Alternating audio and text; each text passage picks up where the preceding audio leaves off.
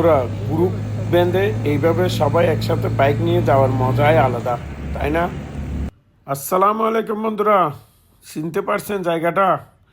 এটা হচ্ছে বান্দরবন শৈলপ্রপাত।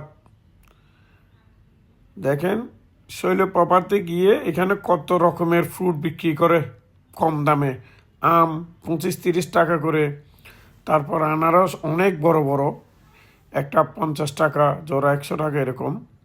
তারপর বিভিন্ন রকম কাপড় আছে পাহাড়ি।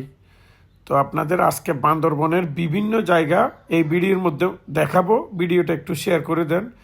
একেবারে এই যে প্রথমে এটা শৈলপ্রপাতের ঝর্ণা।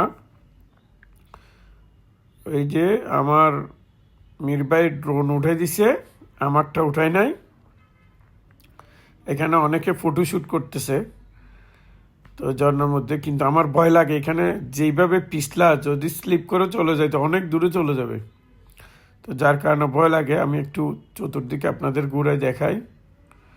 তো একেবারে এই ভিডিওতে স্বর্ণ মন্দির, তারপর হচ্ছে বান্দরবন টানেল থেকে শুরু করে একেবারে লিচু বাগান, রাঙ্গামাটি রোড দিয়ে চলে আসছি।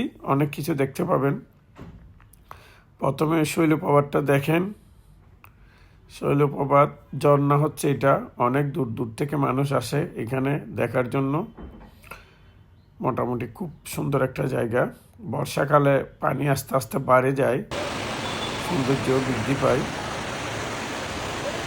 ওই যে পোলাপানটা দেখেন, ওটা পার হয়ে কোথায় গিয়ে বসছে।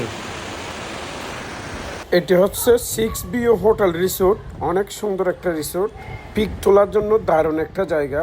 তো এখন আমরা চলে আসছি বান্দরবন বাস স্ট্যান্ড। এইখান থেকে আমরা টানেল দিয়ে ঢুকবো। বান্দরবন টানেল আছে একটা, এই যে এটা হচ্ছে বান্দরবন টানেল। টানেল দিয়ে ঢুকে বাস স্ট্যান্ড বের হয়ে আমরা চলে যাব সেনাবাহিনীর যেটা একটা রেস্টুরেন্ট আছে সাঙ্গু নদীর ওই পারে, ওদিকে চলে যাব।